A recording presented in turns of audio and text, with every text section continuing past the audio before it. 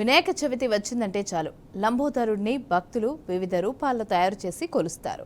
జగిత్యాల జిల్లా భూపతిపూర్కి చెందిన ఊరి నర్సయ్య పర్యావరణ పరిరక్షణ కోసం వెదురు బొంగులను ఉపయోగించి తయారు చేసిన వినాయకుడు ప్రత్యేక ఆకర్షణగా నిలిచారు.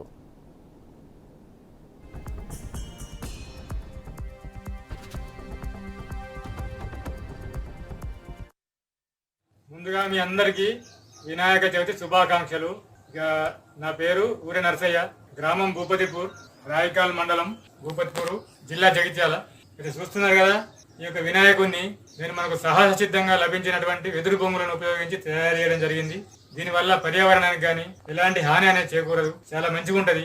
మట్టి వినాయకులు చేస్తున్నారు, రకరకాలైన వినాయకులు తయారు చేస్తున్నారు. కానీ నేను వినూత్నంగా ఇది ఒక మా యొక్క కులవృత్తిలో భాగమైనటువంటి వెదురును ఉపయోగించి ఈ యొక్క వినాయకుడిని తయారు చేయడం జరిగింది.